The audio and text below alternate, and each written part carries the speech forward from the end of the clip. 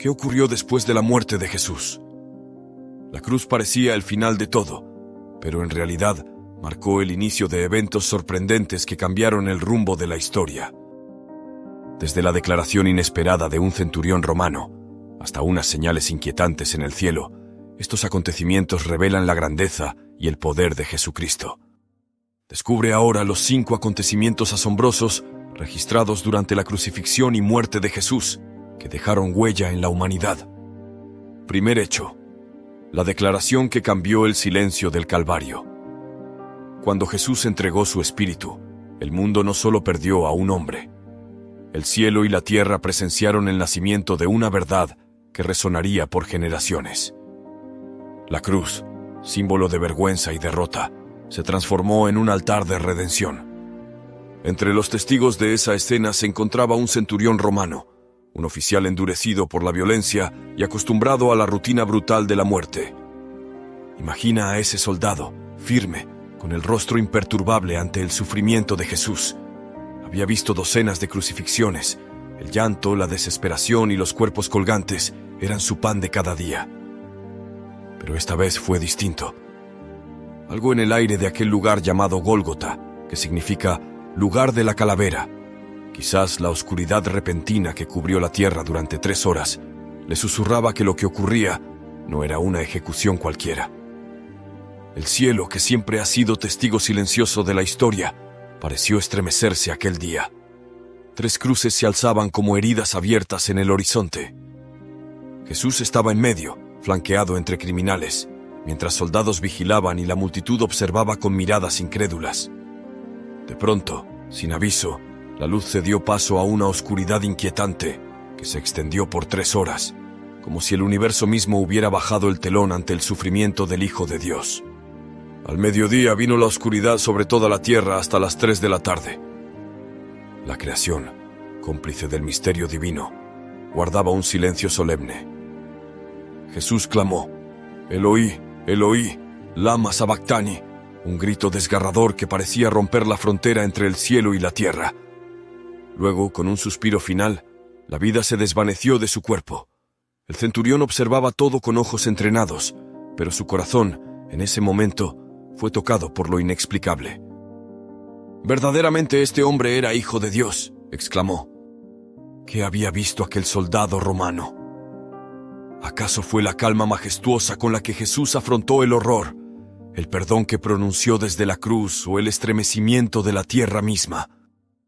La declaración de fe de este centurión fue como una chispa encendida en medio de la densa oscuridad que invadió el lugar. Él, que representaba la autoridad del imperio opresor, se convirtió en el primer testigo gentil de la verdad más grande jamás dicha. Jesús no era solo un hombre, era el Hijo de Dios. Es significativo que esta declaración viniera de alguien tan improbable. En la época romana, un centurión era un oficial militar similar a un capitán, responsable de alrededor de 100 soldados.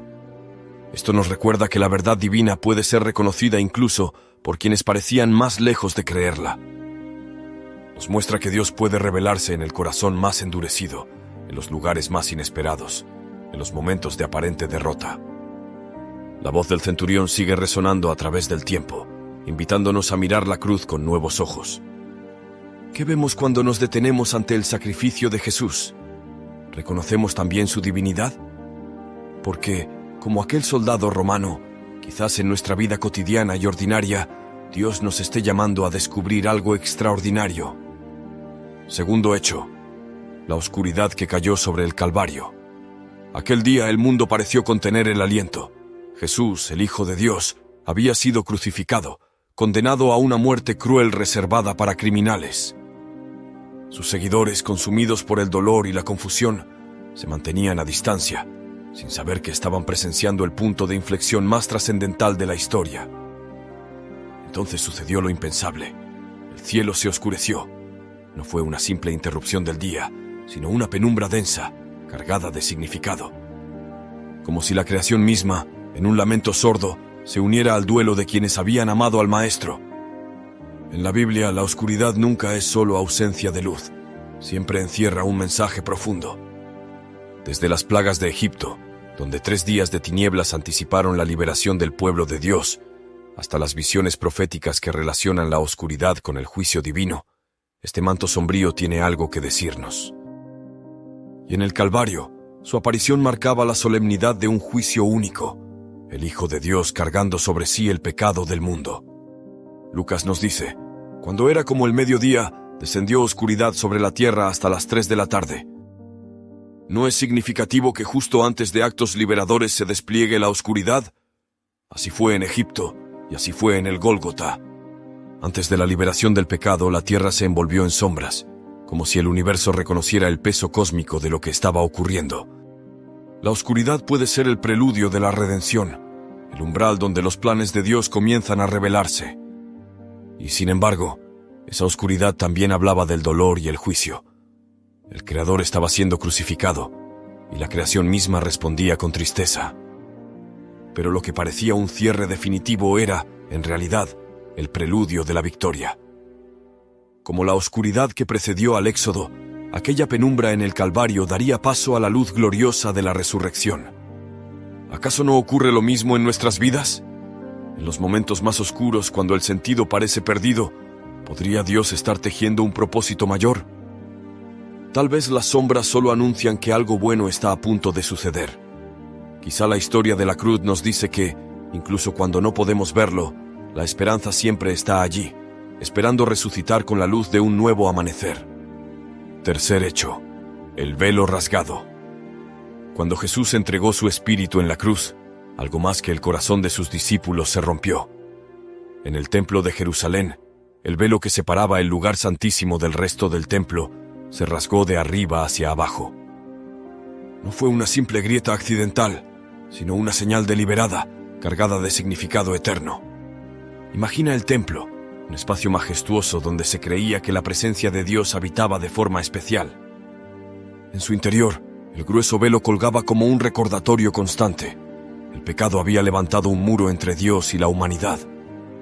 Solo el sumo sacerdote podía atravesarlo, y solo una vez al año, durante el Yom Kippur, para ofrecer sacrificios por el perdón de los pecados, como lo dicen las Escrituras en Levítico 16, versos 32 y 33.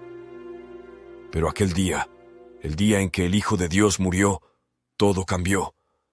El rasgado del velo de arriba a abajo dejó claro que no fue obra de manos humanas, sino de Dios mismo. Era como si el cielo declarara que la barrera que nos mantenía alejados de Él había sido derribada para siempre. ¿Qué simboliza este acto tan dramático? La muerte de Jesús no fue solo el fin de un ministerio terrenal, fue el cumplimiento de un plan divino para reconciliar al mundo con Dios. El sacrificio perfecto de Cristo reemplazó los sacrificios repetitivos del templo, como declara el libro de Hebreos. Pero Cristo, habiendo ofrecido una vez para siempre un solo sacrificio por los pecados, se ha sentado a la diestra de Dios. El velo rasgado simboliza que ahora el acceso a Dios está abierto para todos. Ya no es necesario un mediador humano. Jesús se convirtió en el único mediador entre Dios y la humanidad. Primera de Timoteo 2, 5. La gracia, no la ley, se convirtió en el puente hacia el Padre. Porque por gracia sois salvos mediante la fe. Y esto no de vosotros, pues es don de Dios. Cuarto hecho: la resurrección de los santos. La muerte de Jesús en la cruz no solo sacudió la tierra, partió rocas y rasgó el velo del templo, sino que también liberó el misterio de una vida que se creía perdida. En medio de aquel evento colosal, algo inexplicable ocurrió. Santos que habían muerto mucho tiempo atrás, resucitaron y caminaron nuevamente entre los vivos. Así lo dice Mateo, capítulo 27, versos 52 y 53. Este suceso, tan extraordinario como inquietante, nos invita a reflexionar sobre el poder de Dios sobre la vida y la muerte, y su profunda conexión con la historia redentora de la humanidad. Imagina el impacto en Jerusalén. Familias que habían llorado la pérdida de sus seres amados, ahora los veían caminar nuevamente. ¿Cómo habría sido encontrarse con alguien que creías perdido para siempre? El gozo habría sido inmediato o mezclado con asombro y temor. No sabemos sus nombres ni sus historias, pero sabemos que fueron personas santas, probablemente profetas, creyentes fieles o justos, que vivieron sus vidas con y para Dios. Ellos se convirtieron en un testimonio viviente del poder de la resurrección. Este evento no es un simple detalle narrativo, sino un adelanto de algo más grande. Es como el primer destello de luz antes de la salida del sol, una señal de que la muerte no tiene la última palabra. La resurrección de estos santos se convierte en un presagio de la propia resurrección de Jesús, el punto culminante de la historia de redención. En ese momento, Dios estaba preparando el escenario para mostrar que la vida triunfa sobre la muerte y que el sepulcro no podrá retener a aquellos que están en sus manos. Para comprender la profundidad de este evento, debemos mirar hacia el Antiguo Testamento, donde se encuentran pistas y sombras de lo que estaba por venir. Daniel capítulo 12, verso 2 dice: «Y muchos de los que duermen en el polvo de la tierra resucitarán, unos para vida eterna y otros para vergüenza y confusión perpetuas». Este pasaje ya anunciaba una resurrección futura, una promesa de vida más allá de la muerte. Isaías 26:19 declara con esperanza: «Tus muertos vivirán, sus cadáveres resucitarán. Despertad y cantad, moradores del polvo». Estas profecías eran como susurros en el tiempo, preparando los corazones para el día en que la muerte sería vencida. Cuando aquellos santos resucitaron al morir Jesús, se cumplió el eco de esas palabras. Era como si el Antiguo Testamento estuviera diciendo: «Esto es solo el comienzo. Manténganse atentos, porque algo aún más grande está por suceder». Estas profecías también proclaman que Dios es el dueño de la vida, y es que Él siempre ha tenido el poder absoluto sobre la vida y la muerte. En Deuteronomio 32, verso 39, declara: «Ve ahora que yo soy, y no hay Dios conmigo. Yo hago morir y hago vivir. Yo hiero y yo sano, y no hay quien pueda librar de mi mano». Este poder divino se manifiesta de manera dramática en la resurrección de los santos. Es como si Dios estuviera mostrando su dominio sobre el último enemigo, la muerte misma. Sin embargo, el acto de resucitar a estos santos no fue solo una demostración de poder, sino una señal de esperanza. Era una declaración de que la muerte no tiene la última palabra, que la vida eterna es real y que Dios es fiel a sus promesas. El Nuevo Testamento nos ofrece una analogía poderosa para entender la resurrección de Jesús y su significado para nosotros. En 1 Corintios, capítulo 15, verso 20, Pablo escribe: «Pero ahora, Cristo sí ha resucitado de entre los muertos, como primicias de los que durmieron». Este término, primicias, hace referencia a la primera parte de una cosecha que se ofrecía a Dios como una muestra de gratitud y como una garantía de que el resto de la cosecha también llegaría. La resurrección de Jesús es esa primera flor que anuncia la llegada de una primavera eterna. Es la prueba de que la muerte ha sido vencida y de que todos los que creen en Él también experimentarán la resurrección. La conexión con la tradición de las primicias, explicada en Levítico, capítulo 23, versos 9 al 14, refuerza esta idea.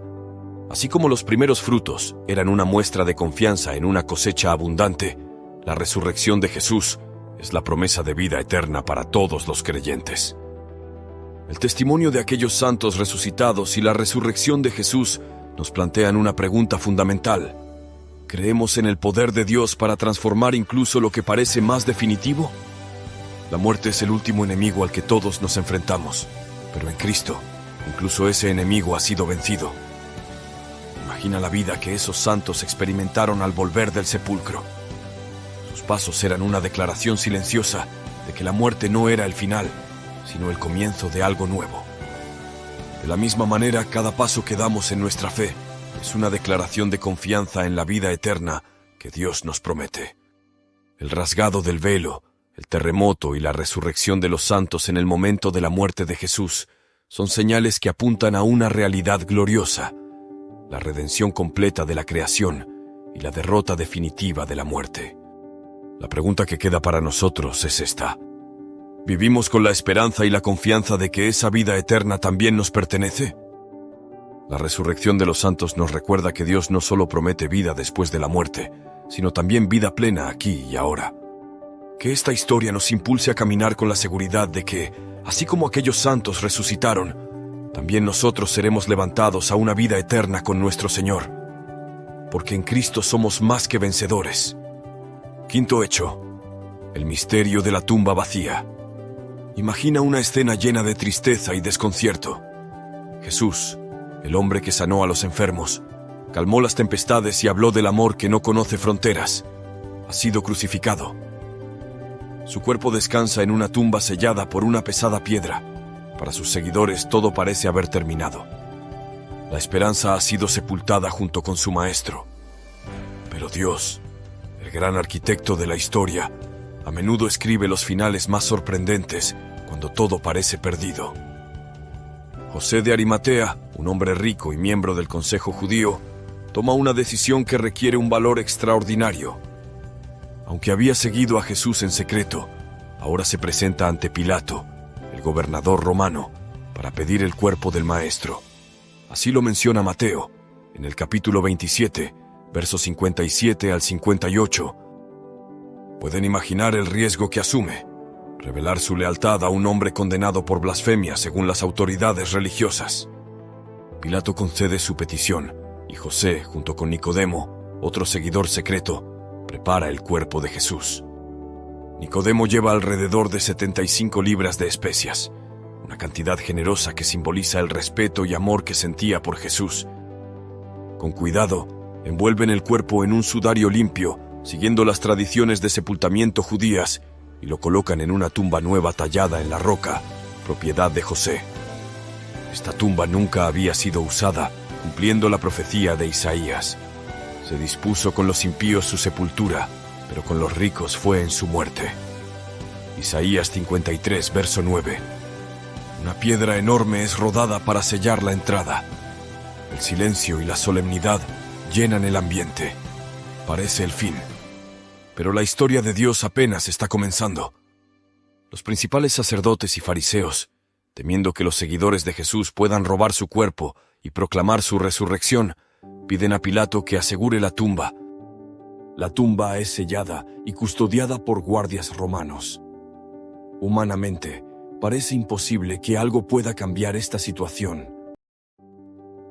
Pero entonces llega el amanecer del primer día de la semana. María Magdalena y otras mujeres van a ver la tumba. La tristeza les acompaña, pero lo que encuentran desafía toda lógica. Un ángel del Señor ha descendido y la piedra ha sido removida. Los guardias están aterrados y preocupados. El ángel les dice: «No temáis, porque sé que buscáis a Jesús, que fue crucificado. Él no está aquí, ha resucitado, como había dicho». Piensa en ese momento. La tumba vacía no solo es evidencia de un cuerpo ausente, sino una declaración poderosa de que la muerte ha sido vencida. La muerte, ese enemigo implacable que acecha a cada ser humano, ha sido derrotada por el poder de Dios. Llenas de temor y gran alegría, las mujeres corren a contar la noticia a los discípulos. Pero hay más. Jesús mismo se les aparece al encuentro en el camino. «Salve», les dice, y ellas caen a sus pies en adoración.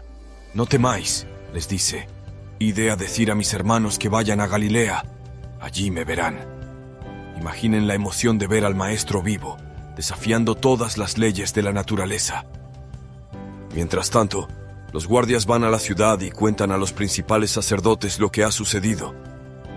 En lugar de aceptar el milagro, estos sobornan a los soldados para que difundan una mentira: que los discípulos robaron el cuerpo mientras dormían. La incredulidad y el miedo llevan a algunos a negar lo evidente, incluso cuando la verdad brilla con una luz innegable. La historia de la tumba vacía nos invita a reflexionar profundamente. Nos habla de una promesa cumplida, de un amor que trasciende la muerte y de un poder que desafía la lógica humana. Es una declaración de que la esperanza nunca muere y que, en las manos de Dios, incluso lo que parece perdido puede ser restaurado. Así como la tumba vacía simboliza la victoria de Jesús sobre la muerte, también nos desafía a considerar nuestras propias áreas de desesperanza.